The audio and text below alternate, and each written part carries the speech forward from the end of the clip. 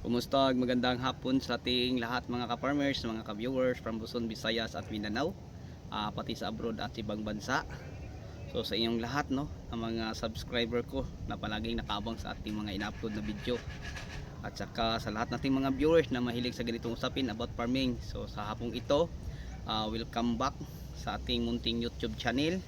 Panibagong video na naman, panibagong kaalaman naman dito lang sa Amazing Farming. So sa hapong ito mga ka-farmers, meron po tayong dalawang produkto, no? Yung isa ay galing sa Bio Agronica Plus at saka yung isa ay galing sa Bayer Company. Okay, so baka sabihin nyo mga ka-farmers na binabayaran ako para ma-share at may bahagi sa inyo. So dahil napatunayan ko po sa inyo na maganda mga ka-farmers, ngayon ipapaksilip at ipapakita ko po sa inyo. So baka naman mga ka-farmers, no, sa mga may-ari sa mga industry nito, baka bigyan nila tayo ng pamasko. So yun lang mga ka-farmers, mga viewers ang ma-share ko sa inyo sa hapong na to. So bago natin umpisahan ang pag-share ko sa mga produkto at saka sa tamang paggamit mga ka-farmers, para malaman natin kung hanggang kailan sila pwede natin i-apply o gamitin sa ating mga pananim, o paano natin sila gagamitin, kasi yun po ang pinaka-importante, na alam natin ang mga produkto na ating ginagamit mga ka-farmers, kung para saan sila, anong ambag nila sa mga pananim natin na mga palya, ampalaya o talong, makamatis, mabil paper at iba pa nating mga pananim. So sa ating gagawing kwentuhan ngayon sa mga produkto natin mga ka-farmers, atin munang alamin ang dosage at saka yung kaya nilang i-control o i-minimize. Okay, so bago natin umpisahan mga ka-farmers, unang-una ako po ay nagpapasalamat po sa inyo at sa inyong walang sawang pagsuporta, no? At saka sa patuloy ninyong pag share ng ating mga video mga ka-farmers. So maraming salamat po, lalo na sa ating mga OFW, yung mga new subscriber. Maraming salamat po. So isa po kayo sa dahilan na mabilis lang tumaas ang ating rate araw-araw sa dollar, kasi pag kayo ang manonood ay malaki ang bayaran po mga ka-farmers. Okay, so ulitin ko, from Luzon, Visayas at Mindanao, pati sa abroad at ibang bansa. So sa inyong lahat na mga viewers ko, mga subscriber, mga followers sa ating FB page, maraming salamat po. Isa pong malaking karangalan mga ka-farmers na ako'y nasuportahan ninyo sa inyong pagpapanood, lalo na sa lahat na hindi mag-skip ng mga ads sa ating mga video. So maraming salamat po, kaya ako palagi nakaharap sa kamera at nagbahagi ng kunting kaalaman sa pagpa-farming at saka sa paggamit ng mga produkto at saka sa pag-share kung paano gagamitin na i-apply. So sa inyong lahat mga ka-farmers, hindi ko na kayo maisa-isa kung paano ko kayo mapasalamatan. Basta yun lang ang masabi ko. Maraming salamat po sa inyong lahat. God bless. Happy watching. So ngayon mga ka-farmers, hindi na natin to papatagalin pa.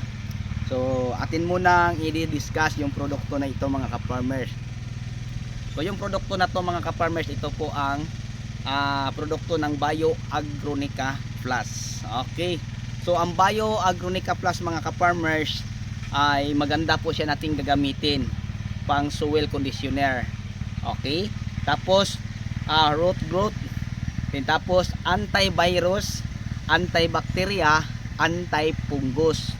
Okay, so yun po mga ka-farmers ang mga benepisyo na makukuha sa paggamit po natin ng produktong itong Bio Agronica Plus. So ulitin ko, yun po ang mga benepisyong makukuha sa pananim natin kung maggamit tayo ng Bio Agronica Plus. So ulitin ko, ang Bio Agronica Plus mga ka-farmers ay maganda po pala siyang gagamitin natin pang soil conditioner sa ating mga lupang pagtataniman. Okay, pangalawa, root growth. So sa paghalimbawa makondisyon na yung mga ka-farmers, ang mga yung mga ka-farmers, tulungan mabilis tumangkad, matibay, at saka may protection laban sa antibacteria, anti-fungus, at saka yung pinaka mahirap na natin ngayon, yung antivirus mga ka-farmers. Okay, so paano ba natin siya apply? Gaano ba kadami ang ilalagay natin kung halimbawa sa drum? Okay, so sa ating kwentuhan natin ngayon, alamin natin kung pwede ba siya lahukan ng mga insecticide, lahukan ng mga fertilizer. So para po sa kalaman sa lahat mga ka-farmers, ang tamang paggamit ng Bio Agronica Plus, unang-una sa ating mga punlaan. Okay, paano natin siya gagamitin? Pwede natin siyang i-spray. Kasi mga ka-farmers ay makakatulong po pala siya sa mga antibacteria o punggos. Alam natin mga ka-farmers, kahit punla pa lang inaatake ng mga punggos, inaatake ng mga bakterya, lalo na pag ang ating mga compost ay nakalagay mga ka-farmers sa maraming mga hayop, no? O malapit sa ano, baka may mga ano pa diyan, mga sariwa pang ano. Tapos pinapatubuan mo ng mga buto, pag sibol sa punla ay diretsong namamatay. So sa tulong ng Bioagronica mga ka-farmers, mapigilan po ang pagkamatay dulot ng mga punggos or bakterya na meron sa mga compost na ginagamit mong patubuan sa mga punla. So yun po no mga ka-farmers, magkuha ka lang dito ng 15 hanggang 20 ml sa isang knapsack sprayer. Okay, kung 16 liters of water ang knapsack sprayer mo, 15. Pag 20 liters ay 20 ml. Yun lang po mga ka-farmers ang tamang dosage, tapos i-spray mo sa punla. Okay, so pag ganito na ang halaman mo mga ka-farmers, pwede pa gagamitan ng ganito? Yes, pwede. Okay, gaano ba kadami mga ka-farmers? Ganun pa din.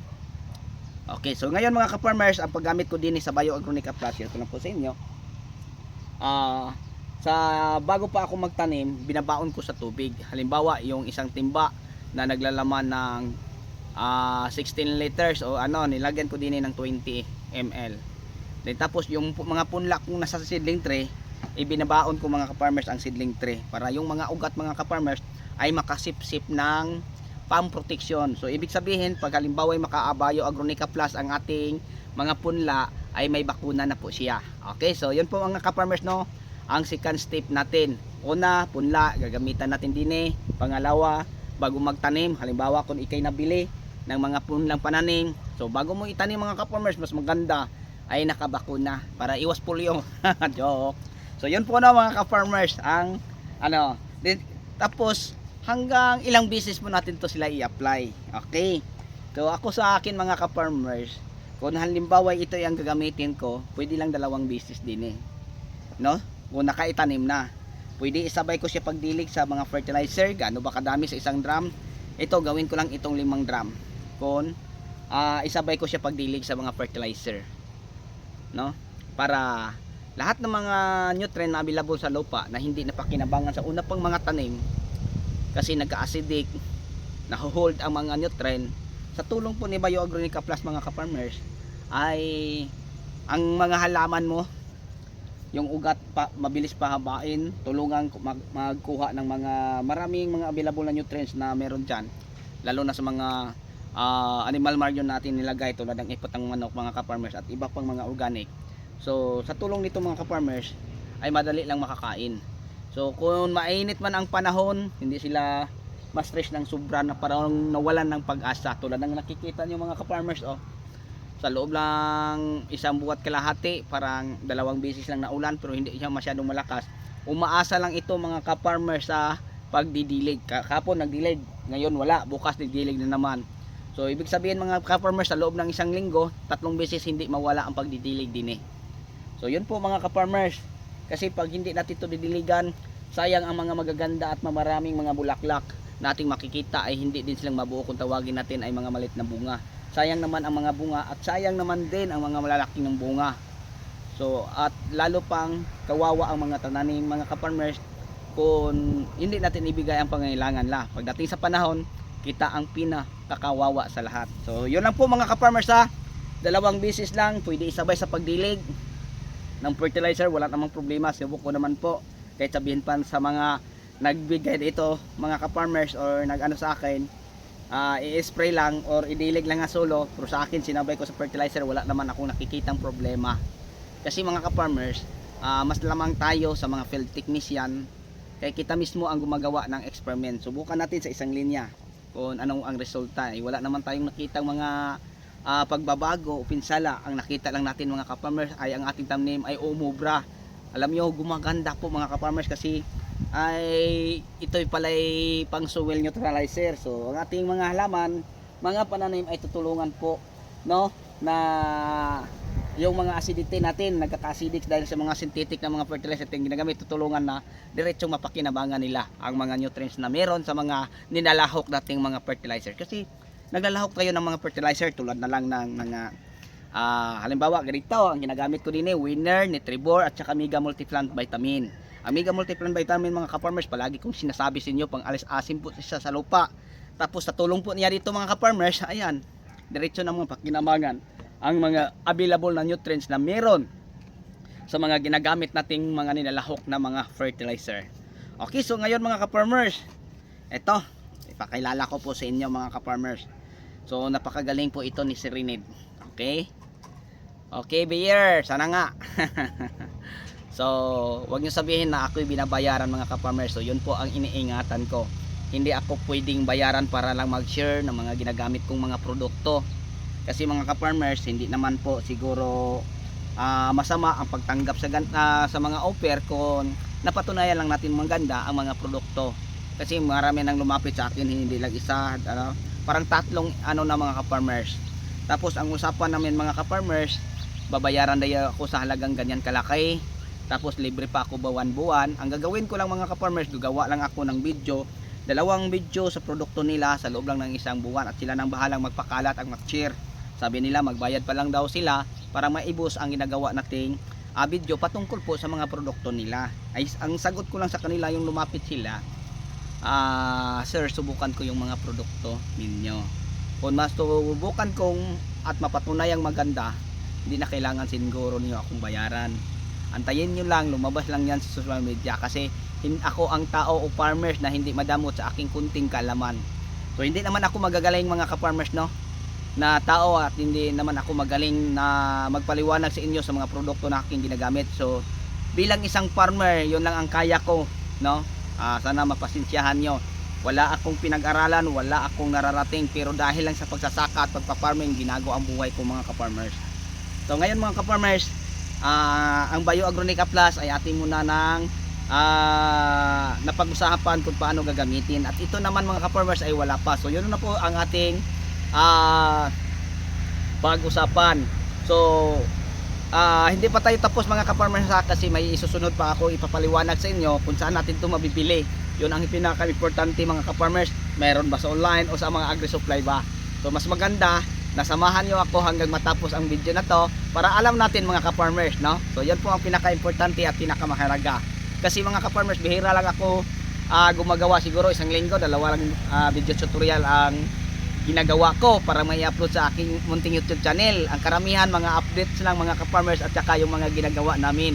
Pero ang pinaka-importante mga ka-farmers na kwentuhan sa mga in-upload ko, yung mga video tutorial, kasi may mapupulot po kayong mga aral katulad nito. Pinaka-importante ito mga ka-farmers, ito marami tayong mga produkto, So ito lang sa muna, kasi parang hindi tayo maligaw o malilito. So yung mga ibang produkto, option lang natin kung walang mabibili nito. Same lang din sila mga ka-farmers, same lang din sila din Pero itong dalawa may pinagkaiba to sila. Kasi ito mga ka-farmers, ang Serenade, maganda din natin siyang gamitin pang disinfect. Okay, at saka naman ito maganda din. Kasi ang Serenade mga ka-farmers ay isa po siyang organic fungicide, Bacillus good bacteria, na kayang mag-control sa mga bad bacteria sa lupa. Okay, so yun po mga ka-farmers ang Serenade. So ngayon, paano natin siya gamitin? Maganda to natin siyang gamitin sa ating punla, lalo na mga 8 days mo lang na isa lang natin ang mga buto, mga 8 days kasi sisibol na. So i-spray siya sa dosage mga ka-farmers na 40 ml. Okay, ulitin mga ka-farmers, ating punla pwede na sa bago magtanim, tulad sa ating Bio Agronica Plus. So kumuha lang tayo ng mga 50 ml, 40, 50 hanggang 60, at ilagay natin sa timba. Then tapos ang timba mga ka-farmers na may nakalagay Serenade, pwede natin iano sa palanggana or diretso na sa palanggana. Tapos kung tansa mo na sa mga 20 liters, maglagay ka lang din ng mga 40 to 50 ml o hanggang 60 ml. Ikaw nang bahala. Okay, para may proteksyon o bakuna ang tanim mo bago maitanim ang mga punla mo. Pasensya, bulol. Okay, so yun po mga ka-farmers, tapos itanim. Okay, then uulitin natin mga ka-farmers.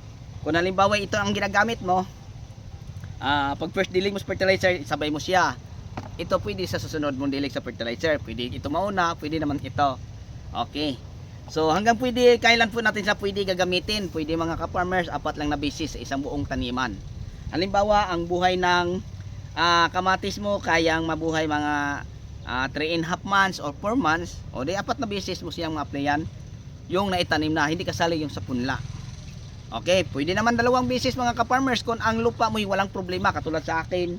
Dahil siguro marami tayong ginagamit din pang disinfect.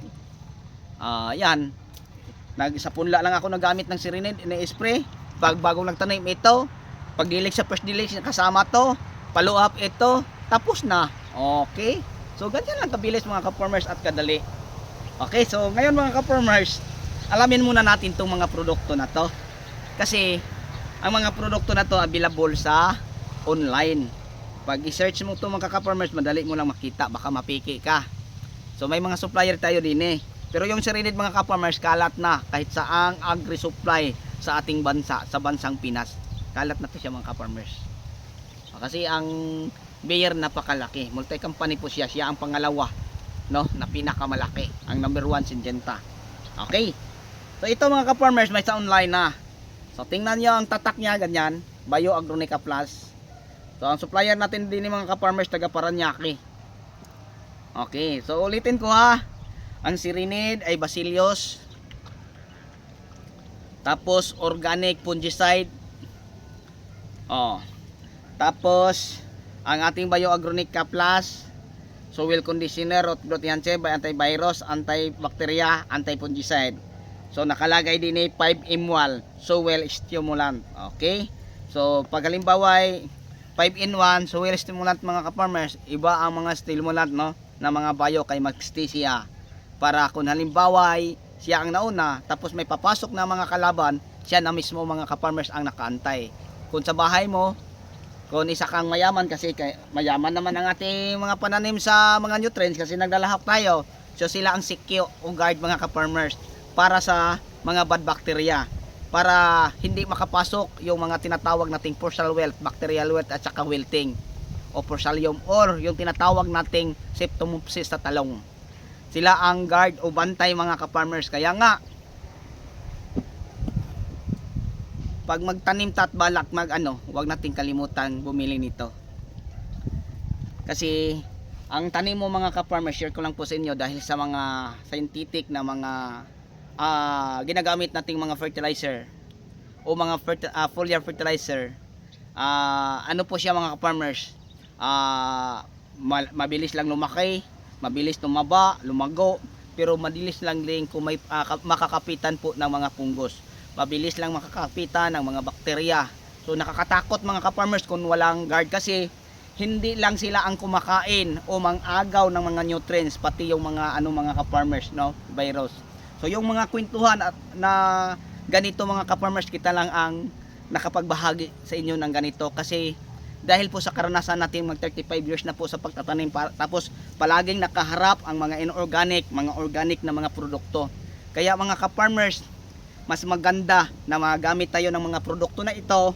Kung wala ito, o wala sa inyo, pwede ang Consort, pwede ang mga mga mycorrhiza Endosmart. Marami tayong pwede mga ka-farmers, o marami tayong mga mabibili na gagamitin natin mga ka-farmers sa ating mga pananim, para yung tinatakutan nating mga punggo sa darating ng mga araw, sa mga ganito ng edad, lalo sa mga ulan ng panahon, yung biglang pagkalanta ng puno, pagkamatay kasi nagka bakterya, nagka-wilting, nagka-postal wilt o ang ating mga tanim. So kawawa ang ating tanim, mas lalo pa tayong kawawa kung hindi natin sila produktahan sa dalawang produkto na ito.